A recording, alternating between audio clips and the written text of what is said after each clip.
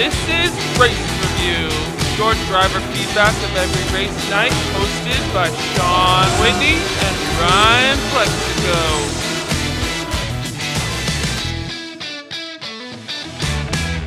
Hey guys, I'm here with my co-host Shawn Whitney, driver of the 15N dwarf car, and we have a pretty cool relationship stemming back to 2 years ago when we both started racing in the dwarfs. We have a few year age gap difference, which is pretty funny. I graduated college when I started racing the dwarfs, and he was still in high school, didn't even have his driver's license yet. How old were you when you started racing? I was 15. Very young. Our first year, like I said, we both started together, and we fought pretty hard together, fighting for Rookie of the Year points. All year, Shawn smoked me and was ahead of the Rookie of the Year points chase, and it wasn't until the last race where I think I had a 1-point lead coming into it, and everything kind of went downhill for both of us. It did indeed. I know I was focused on not messing up, just make it through the heat, make it through the main. I don't know if we had even a B that night, but make sure we did not go in the B, just straight shot, just run my race. I don't care, where I'm at, if I'm in front of you, and if I can just run a race, stay clean. Yeah, so it basically came down to whoever finished ahead of the other was going to win Rookie of the Year. And I don't know about you, but to me, winning that was kind of a big deal. And I was really, really trying for it that night. I was too. I very agree. That was probably the focus of the year, was to win that. Yeah. Oh, and I'm sure for everyone racing their first year, that's the only thing that matters. So that night, I want to say you started somewhat really close to the front, and me being back a few rows, I was looking at you like, I'm never going to catch this kid.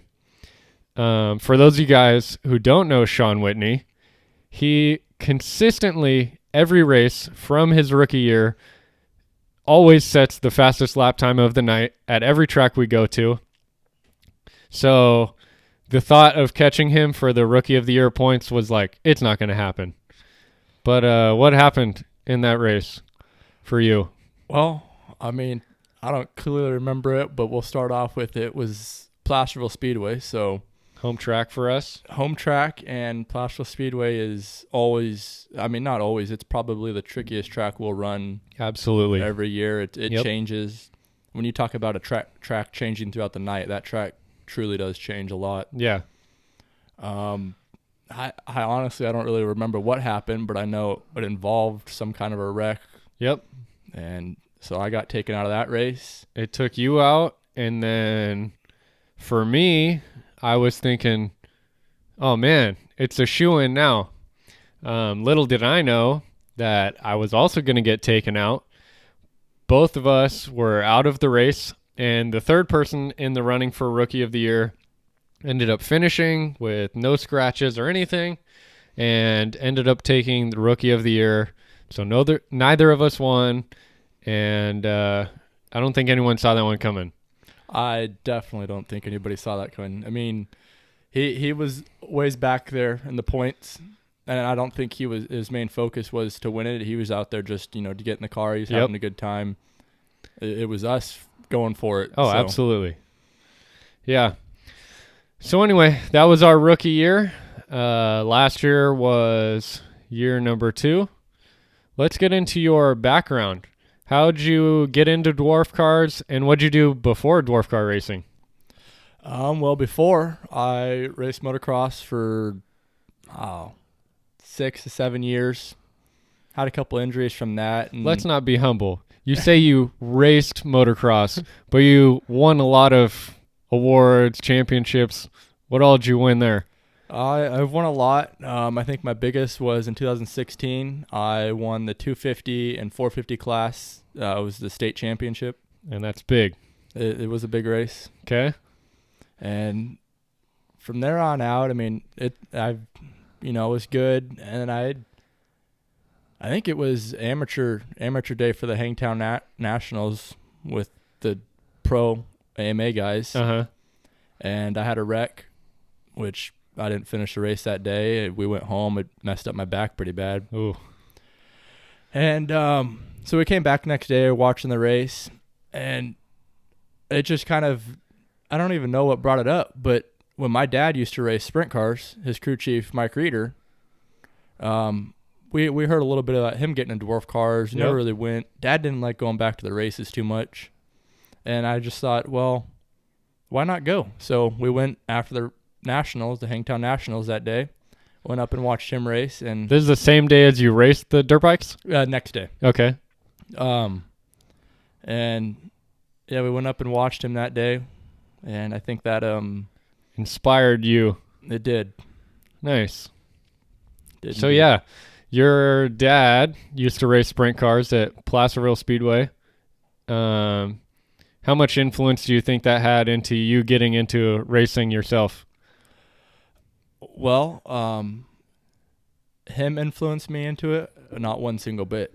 It was just kind of like your love for racing in general. We never went back to the races since he stopped racing. If we were out at the store one Saturday night, lucky night, I'd be like, hey, let's go up on top of the hill and watch. And he didn't want anything to do with it. We would go up and watch through the fence, sit there for a couple, but he never wanted to go back and watch him. Well, that's surprising. It is. Especially now, knowing that this past year he won Pit Person of the Year and is, in my opinion, your biggest supporter. He's always there for you, pushing you, helping you get better. Which makes me say that you absolutely deserved the award you won this year of most improved. This year you were hands down more consistent than your first year, and you kept that consistently fast, always the fastest guy on the track, every race at every track. But this year it was so much harder to beat you. I don't care who you were, because you were consistently fast. And that was the big improvement to me throughout this last year. Yeah, I think this last year, coming from, so I've had 2 years full seasons, and before I met you, I did like a couple races in one of Mike's friend's cars. Just Antioch, just kind of getting into it, because that was when I decided, let's look into this. And I think the most ironic part is you were the first person I ever talked to in the pits after one of the Placerville races, when you were, I think it was the first race you did in your car that you drive now, before I started racing. And I walked up to the pits to try and get some information about the dwarf cars, and I saw you hop out. And I was like, perfect. A young kid, easy to talk to. And, that was kind of cool to look back on now. But anyway, what were you saying about? So, so I did that car, and that was just kind of got me in it. And I think for finishing up the season there, I think I did race the Marysville Nationals maybe, and I don't quite remember. But that definitely made it, okay, this is where we're going to go. So we bought a car. And then that next season, which was when you started. Yep. I think, at first it was just, learning how to drive the car. For one, I just came out of a different car to this, and now how does this car is, what is it? Newer car.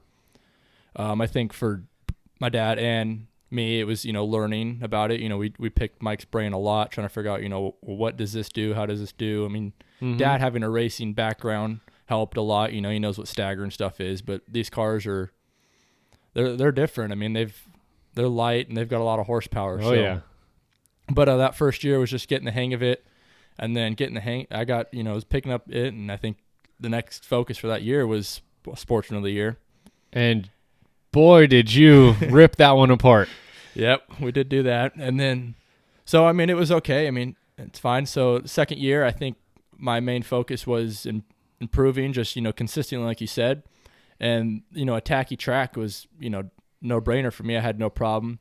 Our nationals, normally day 2, got really slick. So I think for this coming year and towards the end of last year, my focus was a dry slick track, getting the hang of that down a little bit more. Yep. Getting myself, wrapped around that, because that tacky track is a track I'll win at, but a dry slick is. It's a little more challenging. Yeah, it is indeed. So on that note, tell everyone who's listening who doesn't know what a dwarf car is, what they're all about, what you drive, what kind of motor they run, and everything that makes a dwarf car a dwarf car.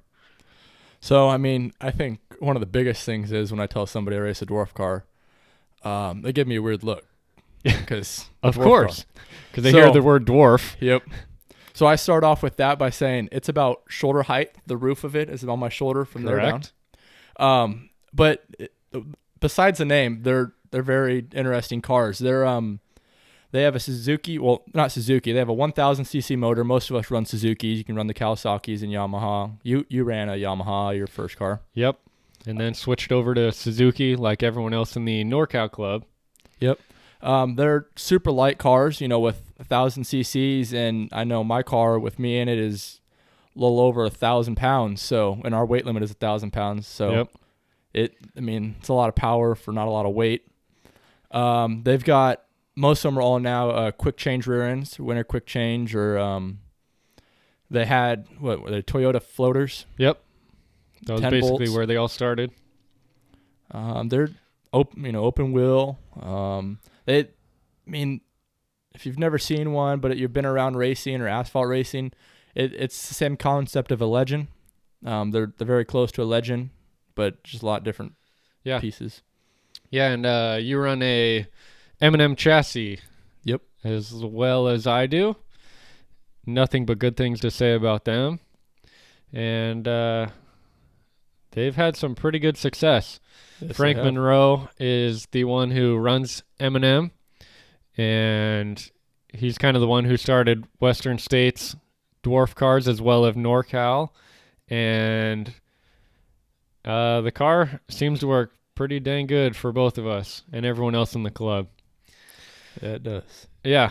So last season, we did quite a bit of traveling for Western States. What was your kind of take of the whole season there? I really enjoyed it. It was a fun time, especially, going with both of us. Yep. We would, leave here at the same time and, follow each other there and back. So that made it a lot of fun. It was a lot of traveling. Oh, absolutely. With some fun times and enjoyable. What was your favorite track of all the nationals and regionals? That's a hard one. I know you like a tacky track, so in my opinion, I'm thinking either Oregon or Marysville, which I'll get to Marysville in just a second here. Well, yes, of course, Marysville is probably one of my favorite tracks, but I wouldn't call that one a traveling track. No. That's like almost our hometown track. Cottage Grove was a really fun track. I actually did enjoy Colorado. It was a dry slick track, but for some reason something clicked with me in Colorado. Everyone was so surprised. That was like the real turning point to me for your season, seeing as how good you've been on a tacky track, and I wouldn't say struggled, but just not been as consistent on a dry slick. And we came into that Colorado track, and for whatever reason, you knew what the hell you were doing. Oh, okay. Colorado, it's a Friday, Saturday show. Yep. Thursday was a practice. So Which didn't go so well. We definitely wanted that practice day because we knew it was going to be a dry slick track. And I was out there just for practice. Yeah. So new track that we'd never been to. So I went out there just with our normal dry slick stuff we ran, and it wasn't too bad. And then we also installed this, I don't even know what we're calling it.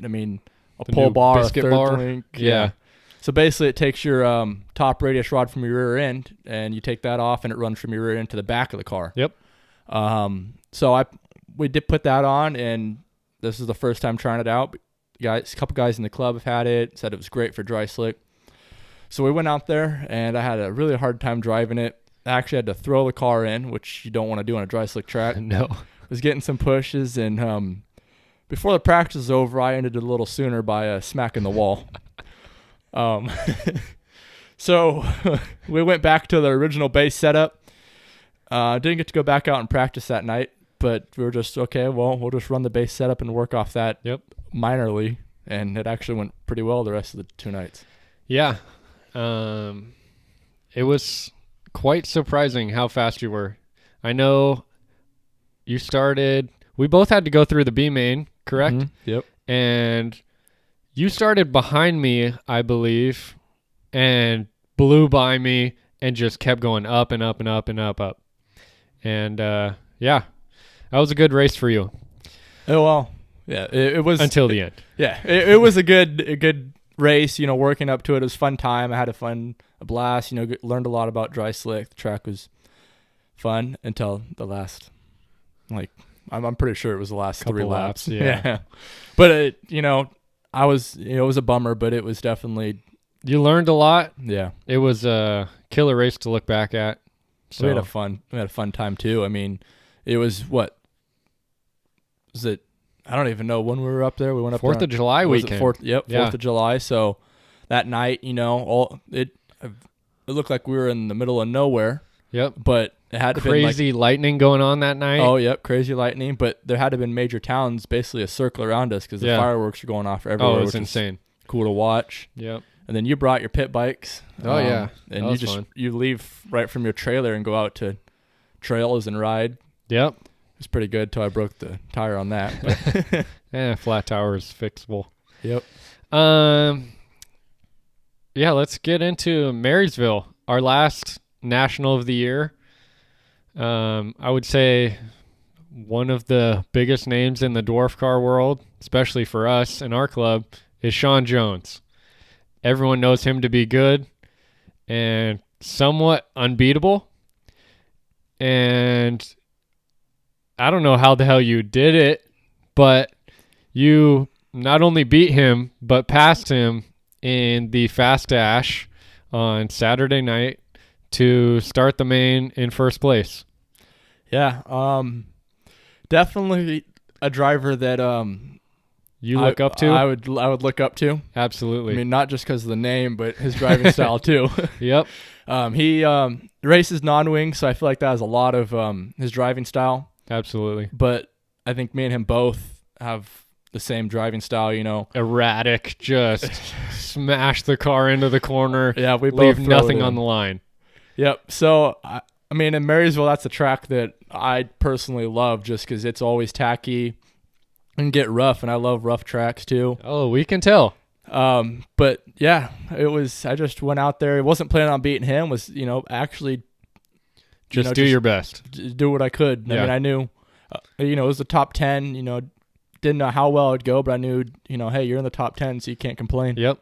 Yeah, I was also in that Fast Dash, sitting in the back there, wishing I could be as fast as you guys, but, we got next year. I know when I came off, I asked Dad, so how close was he? I thought he was right there, right? And he was like, no, you were almost half a track ahead. And I'm like, no, he was right there right behind me. He was like, no, you pretty much checked out for most of it. Dude, it was crazy. I think you turned a lot of heads there. Kind of gave yourself a big name there. And I would say you were absolutely the man to beat come Saturday night, that A-Main. And I think you were still the fastest guy on the track. And unfortunately, all it took was one little slip up, and you finished third. Yep, I finished third. Which is still really impressive because you had to fight back up into that position, right? Yes. And you're fighting with the fastest guys we got. The guys that I wasn't planning on being with. I mean, Shawn Jones, Joe Frock, they were all up there. I was, planning on being right behind them, maybe just learn a little bit from following them. Yep. But it was not planning on, rubbing with them. Had Darren Brent come out, Yep. one of Darren Brown's. And it was interesting. Yeah. So hats off to you there. And a few weeks after that, you got your first NorCal win. Kind of funny. It was on asphalt and not on dirt. Yeah, yes, it was. It was an interesting night too. I know that night started off. We did this not last year, the year before that. a lot of people came to it. It was fun. I enjoyed it. It was just, it's asphalt. It's a lot different. I like the dirt, throwing it in. You don't do that here. You drive it in, let off, goes through, get back on it. And none of us have asphalt racing experience. Nope. So how'd you guys kind of go about setting up the car and all that stuff? Well, the basics of it is we just, for asphalt, for dirt, we have height and what we can do. Yep. But, you're normally rough, so you kind of want the car, in your height range. So asphalt, there's none of that. So we lowered the car as low as we can go there. Found some tires laying around the shop that weren't usable for dirt anymore and put those on. Yeah, as we know, you go through tires quicker than anyone else. But didn't do too much otherwards. It was just, no one really knows. There's a couple guys that, got a basic, understanding of it, but we didn't. We just lower the car, call it good. Whatever you did, it worked out, and congratulations to you. Thank you. It'll be really sweet this year if you could get your first win in the dirt with the NorCal group. Yep, with NorCal, and I'm going to try to shoot for a Western States win. And I hope you do. Last year, it was, at least 3 times that I know that you finished second, to where you were so close to winning it, and you lost to no slouch guys. Yep. I think it was both or all 3 times. It was either to Shawn Jones or Ryan Winter. Yeah, I think the worst one was Gold Cup. It was probably the worst race. It was the best race, but the worst race, because I don't even know where I started, but I took off and I think I started on the pole. I had to I don't think you did, because I was starting behind you. I think we were second and third row, and you and I went right out to first and second, and it probably wasn't until like lap 7 or 8 that Ryan Winter got around me, and then Shawn Jones, and it was basically all 4 of us kind of duking it out, where you had the lead the whole time. Then, unfortunately, Ryan Winter caught a little bit of a rut on the cushion, went for a little bit of a ride, and he was out of it. And then basically it was just you and Shawn Jones duking it out. Yeah, I think he was, back there. I didn't see him till too much towards the end of the race. We coming out of 2, I'd look up at the board and you see, who's coming. I saw you up there. I saw he's next, so I knew he had to be coming. I think we had a yellow. He got around me. I got back around him and was leading it all the way up till the white flag, and down the back straightaway. Passed him on the bottom. He was up high. Was clear of him, but he had that run on the high side and was able to cut me off on the bottom, entering 3. And that was all she wrote. Yeah. Missed it by that much. Yeah. Yeah, it's bittersweet. So this year, 2020, what are you looking forward to? I know you're still doing all the Western States, doing the traveling there, and you're running the full NorCal series as well. I hope we see you in the winner's circle multiple times. That's the plan. Marysville definitely needs a win there. I've been way too close there too many times, so I want one there. I think a goal for just in general, just another focus on just dry slick, get that down to it just clicks and don't have a problem. And everyone says when you get that dry slick down, you are going to be hard to beat. You're going to be a force to be reckoned with, buddy. And I think Western States win would be nice, and running for the championship would be kind of cool too, but I don't know. We'll see about that. What I want to know, because in my opinion, you could absolutely win that.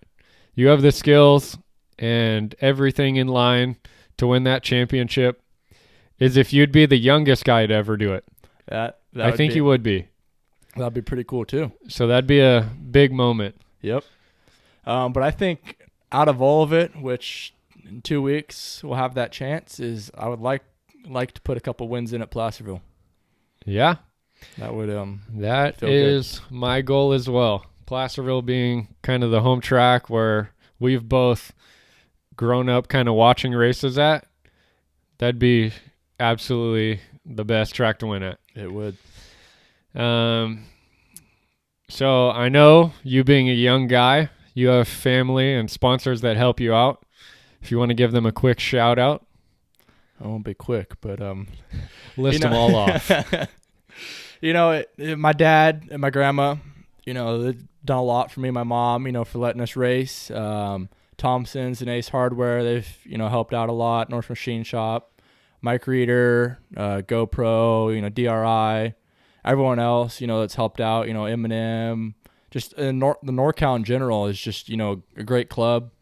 And I think one point to bring up is it's not like any other racing environment you'll go to. It's we don't it's not like me and him are the only two that get along. Everyone gets along, and it's a total family sport. It is. You can have a bad night. Maybe you won't talk to them the rest of the night, but that next race you go to, you guys will go over. You'll talk it out. It'll be fine. Yep. It's so. To NorCal and everybody else, it's Dwarf Cars is a family gathering, basically. Yes, it is. It's fun to race. Everyone helps each other out, and everyone wants to come back year after year. So thanks for kind of letting me pick your brain apart and letting everyone know what you're all about. And we hope to see you out there this year at the track. Yeah, well, thank you.